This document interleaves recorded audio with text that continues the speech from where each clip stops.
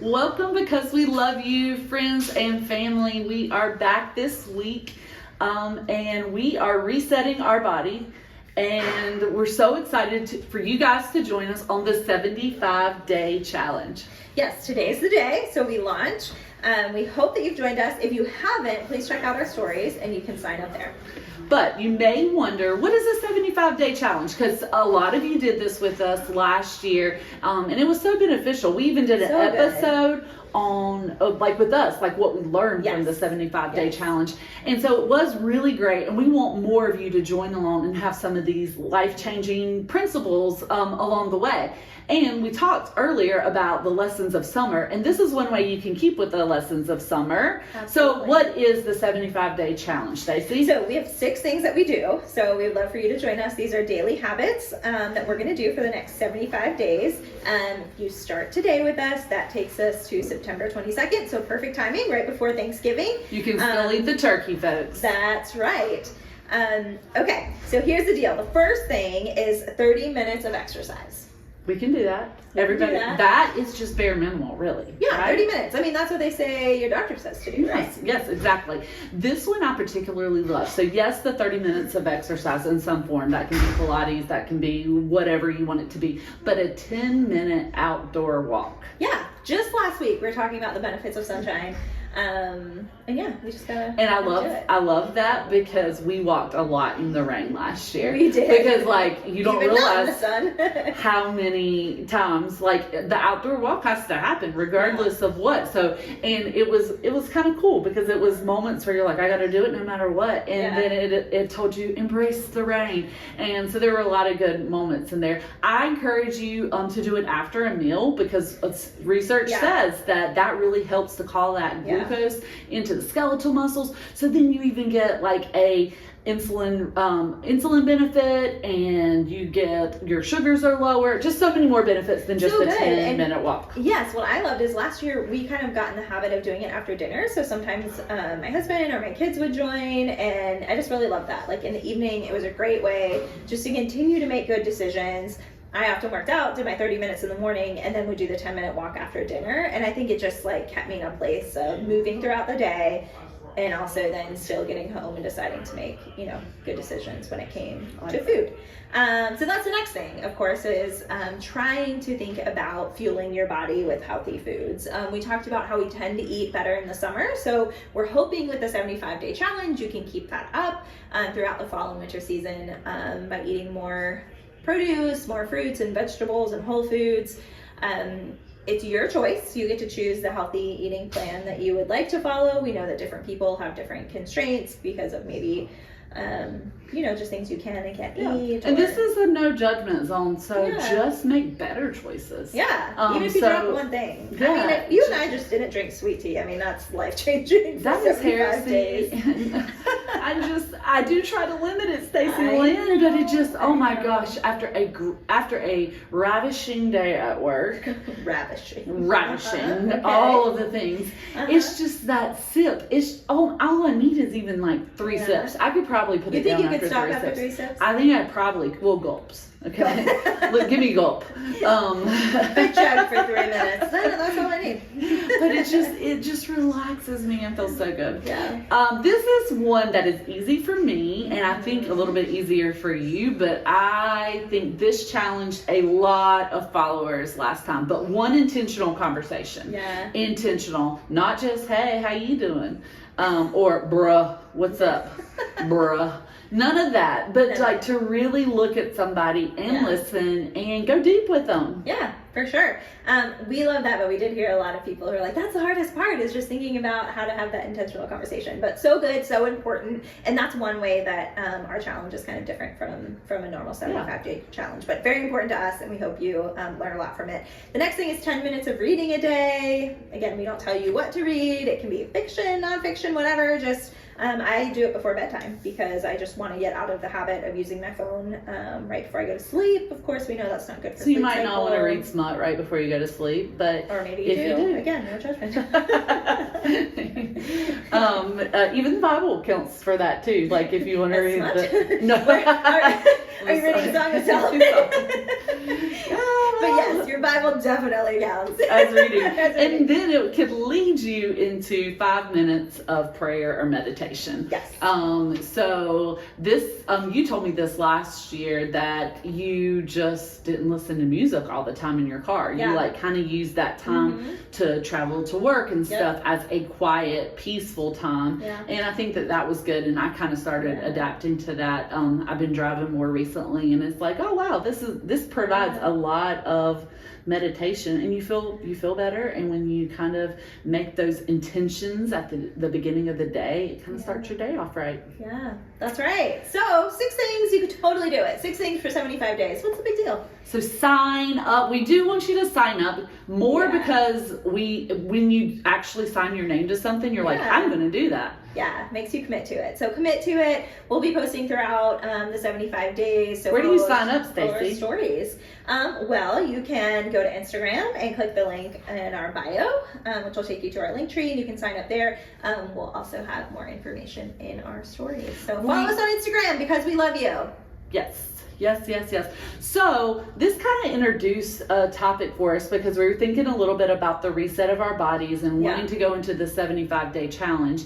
And then I had this nice young lady on my Instagram that has been berating me about a topic. Okay. I feel personally attacked when she looks at me and says, you must be doing this. Okay. And she looks at me, Stacy Lynn, and she says, you must be on creatine. She tells me that if I'm not, I'm leaving all the games on the table. Okay. And so this got me thinking, because then I came to you and I was like, are you taking creatine? Yeah, and I'm not, but I have been thinking about it, and it does come on my feed a lot too. So I don't know. I feel we're being targeted. I agree. Yeah. So we wanted to get down to the dirty. Like, should we women? Should we men? Should our kids?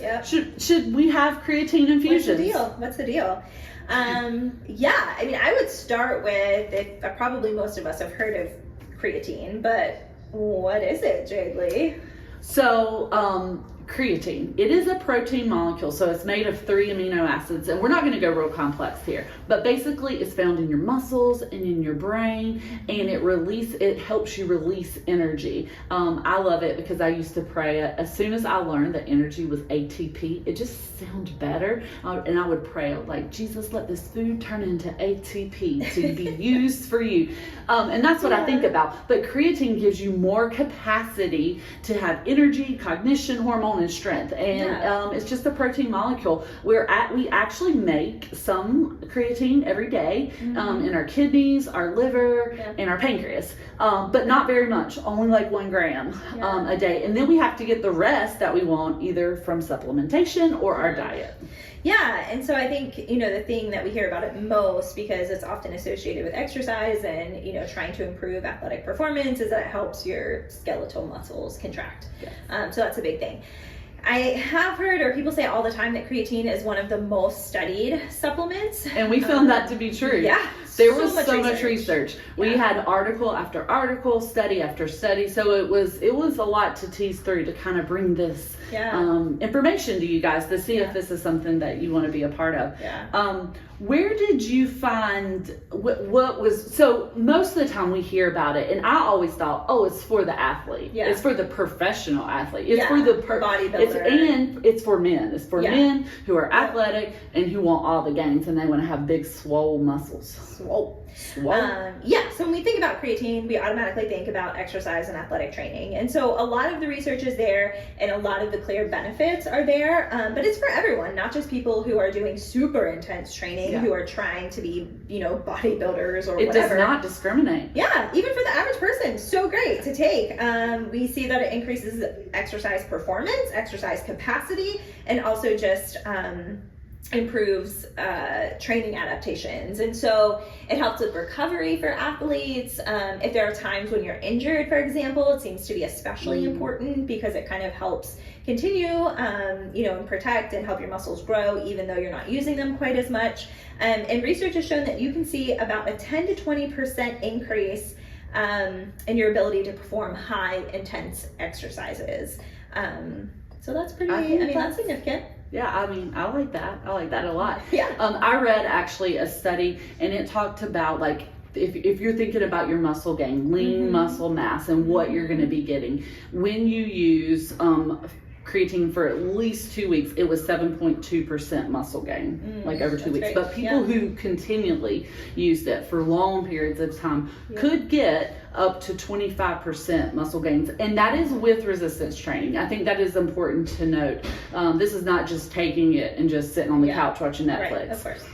This is with actually moving your muscles and doing some type of regimen in that way. But I think that, if you think about it, those are big gains to not do anything differently. Because I feel like right now I'm on this journey and I'm getting more into working out.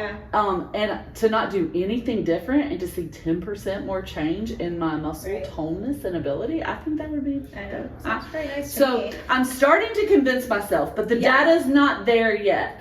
I did want to mention though that it did talk a little bit about fat loss, and there is some fat loss associated, but it was not a huge percentage. It was like about 1 pound overall. So you're not.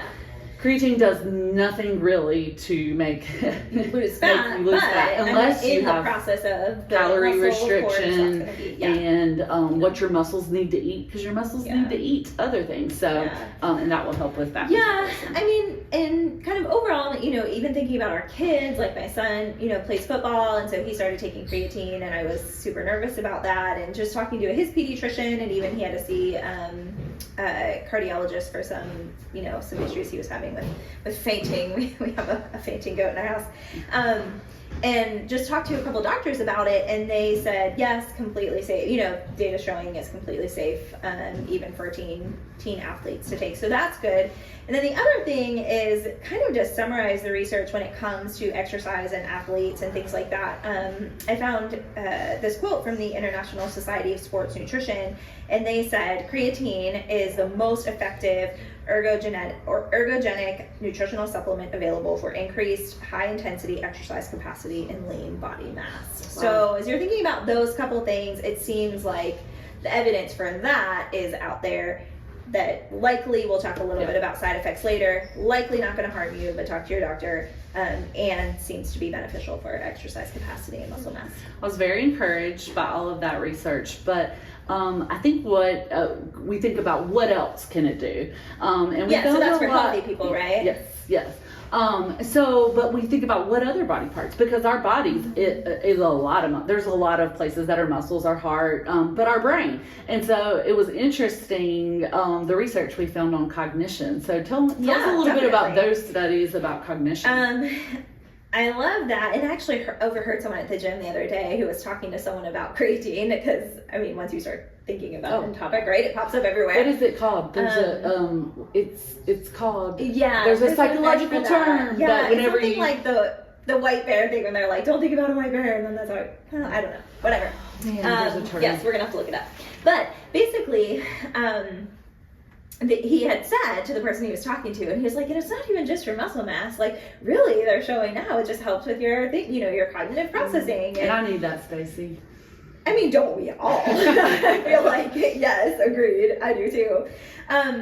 But in one pretty large-scale study that we read about, it showed that there was no overall increase in cognitive function and executive function.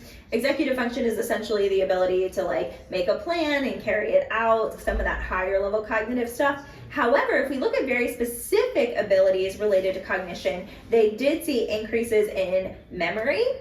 Great, who doesn't want that, especially as we're aging and we all start to worry about that. Attention, and then also processing speed, so how quickly we can process incoming information. So I think that's great. And when you look at benefits, we know the most about, or see the most benefits for people between 16 and 80, people with diseases, and also females. So that's kind of interesting. So, populations, some of those that you may not think about that. So what about, I'm sure that sometimes thinking about cognition and memory, this makes me think of patients with Alzheimer's. So have you, did you come across anything, or when you have patients with dementia or Alzheimer's, anything about that? So in general, creatine is not something we are recommending, or that I'm recommending, and I'm not seeing patients come back in their med list that they're being told to take this. Yeah. But whenever I did do the research, looked up from the Kansas University, they are doing some preliminary studies with Alzheimer's patients. It was a small cohort, so they want to do more, but it was beneficial. Now they did do more grams of creatine than the recommended dose. So we'll talk about the recommended dose later if you're just wanting to get started.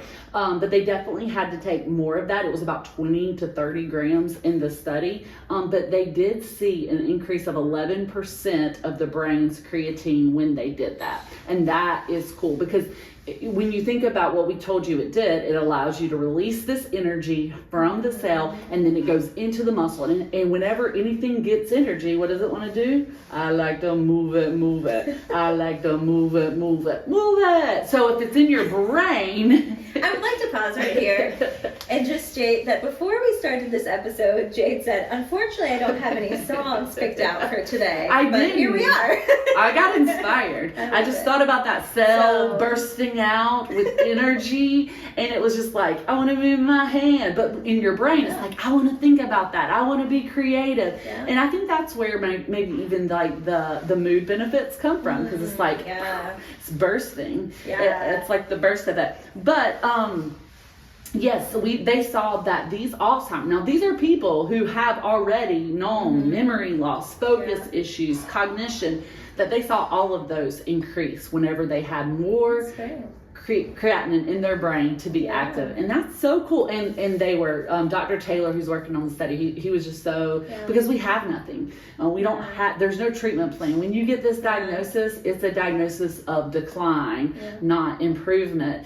We have medicines that stall, but this would be huge, that if at high levels and safe. Something that's pretty easily accessible and to a lot of people. Cheap. Affordable. This would not be a medicine that you couldn't afford. Everybody would be able to afford it. So interesting. This is super cool. I really want to see over time, as we learn more about that and studies get larger, and it would be really neat to see.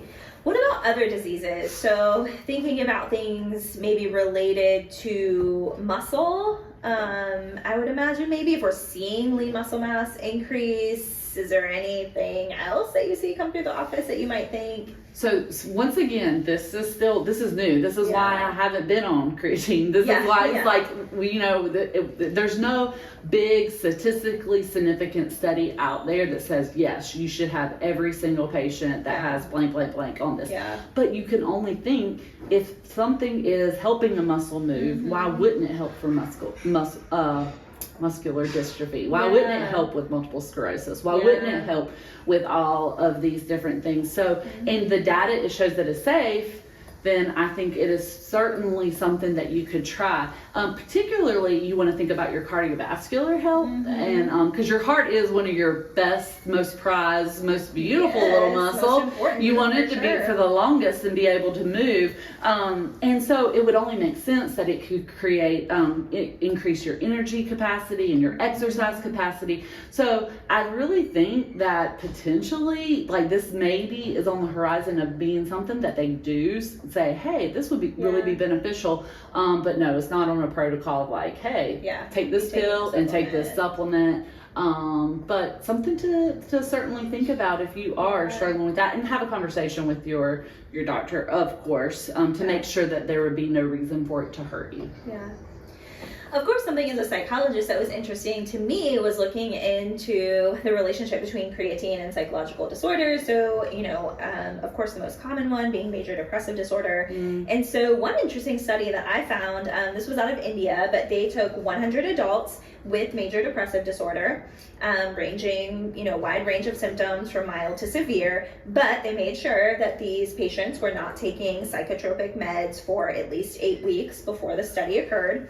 And then they had them over an 8-week course of study do a randomized control trial, which essentially means they randomly assigned half of the people to take creatine. So those people took 5 grams of creatine daily. And then they had the other half were randomly assigned to a placebo group, which means they took something. They did not know that they were not getting creatine, but it was a placebo. It had, no active component to it. And essentially they paired for both groups. They paired the placebo or the creatine with talk therapy. They did cognitive behavioral therapy specifically, and they found that the patients who paired talk therapy with creatine showed a greater improvement in their depressive symptoms. Again, which is great. Easy access, pretty cheap. Pair it with what you're already doing with talk therapy, and you're going to see a greater benefit. So I actually saw a study too that it works nicely with an antidepressant. You said these patients had no psychotropic drugs, but they could be with that because it's not going to hurt it. So that's cool. But you know how I talked about that cell and it's bursting with energy. We do have to worry, or at least think about, could there be some mania that's induced in our bipolar patients? Because so bipolar may be a little trickier than depression. And it's just something that, once again, it's just why you need to have a personalized discussion and not be like, because we love you, said this is the best thing ever. This is not official medical advice. We're just sharing what we're learning. But I think that it's certainly, if you are struggling with depression and that is something, and you're not getting help with your medication, maybe this can be a great additive along with other things. So definitely think about it. I love, because I'm a woman and you're a woman, and I am. There's statistically we actually make less creatine, right? Does it surprise us that again we just don't see quite the benefits?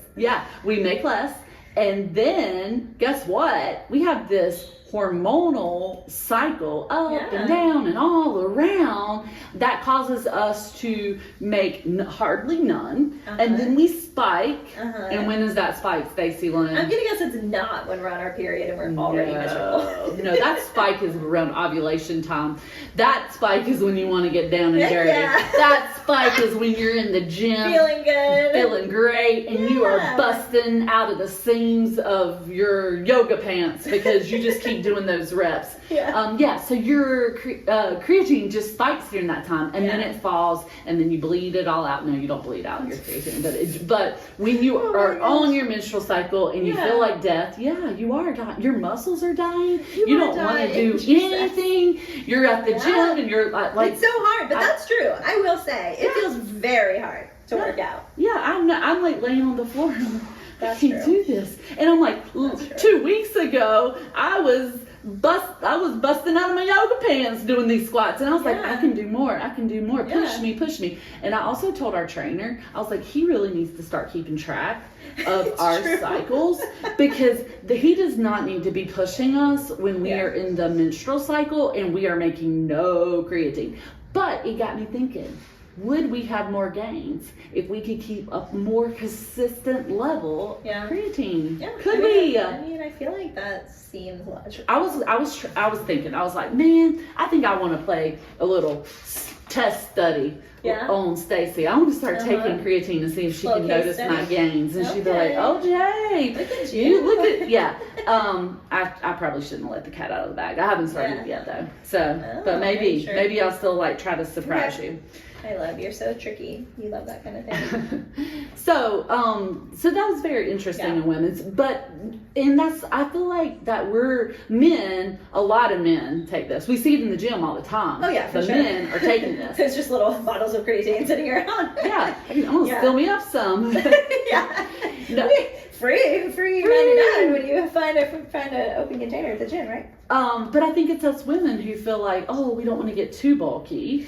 Yeah, I mean, and definitely the other concern, or what I always think about, is you hear about water weight and gaining weight, rapid weight gain on it. And some of the stuff we were reading was showing that, yeah, you know, that can be common, especially for men, but actually it's less likely in women. So expect some gain in water weight, especially at first, but it seems. And all the science says that initially there could be more of a calling in of water, but then that water weight quickly goes into the muscle where you get the lean muscle mass and the definition and what you want. That's the purpose of it. So you're not just like getting this third space in water in your gut and feeling bloated and gross and nasty, which is, that's reassuring for us ladies. For sure.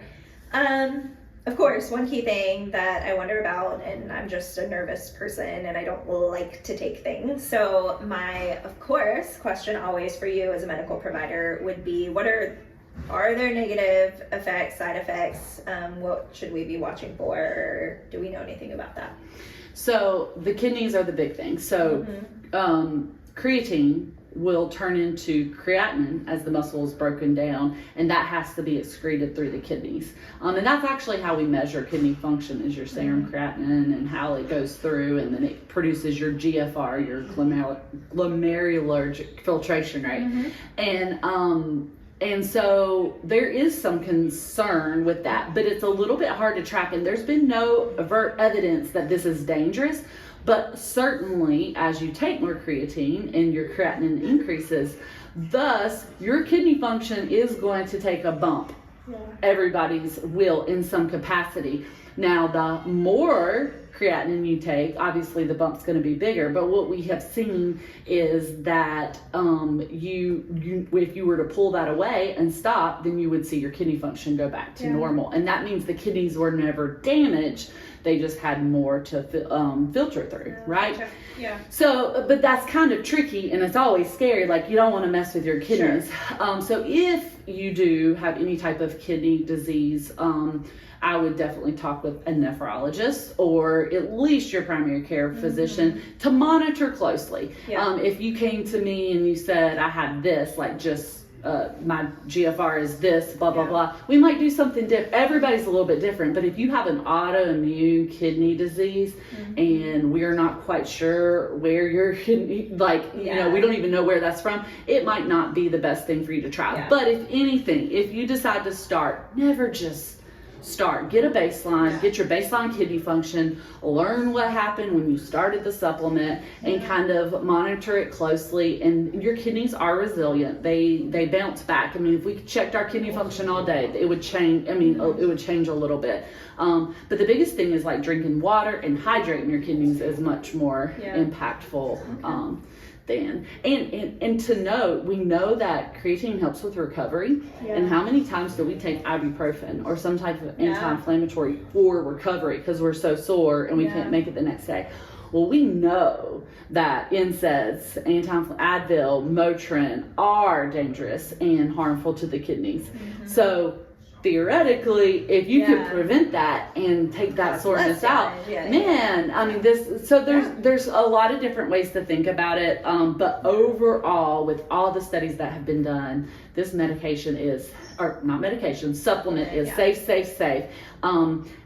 Studies have not been done in pregnant and breastfeeding, so stay away from. There's no reason to interfere with that process or do anything. So definitely stay away from it in those cases. Okay, so let's say, you know, we're healthy, we're within the age range we've been talking about, not super young, not, super old. How much we taking? What's recommended? 3 to 5 grams. Okay. Let's go. Yeah. So not much. And we did see, of course, it can be found in some foods. So you think about meats. Red meats in particular. Important. Yeah, cow's milk.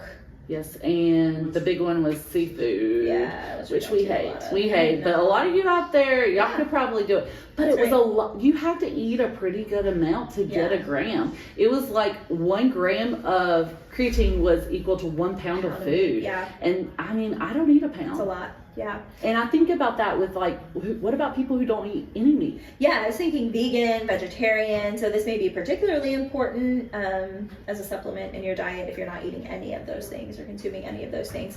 But the other interesting thing I think to keep in mind is that research also showed that really taking anything beyond that shows no greater benefit. So you really don't need to be taking more than 3 to 5 grams. Only in cases if they're doing studies with memory and cognition with the Alzheimer's patient. Just the caveat, those were higher. And they're going to do, I mean, because it's being studied so much, and if you have but a provider should tell you about that. So, but really, yes, you should not be going over 5 grams.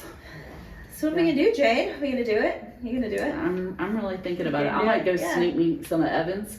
Evan, can I take your creatine? Can I try it out? No, because I mean, it says it's tasteless, right? You can put it in any beverage.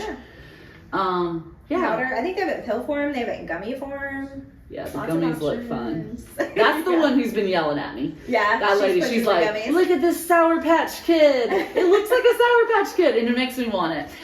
We hope that we've given you information to think about and to consider the pros and the cons, and inspire you to maybe try something different. So if you are lifting weights and not getting that gain, do you want lean mass and fat loss and brain cognition and energy? Yes. So many things. Try it out. Why do we do this, Stacy? Because we love you.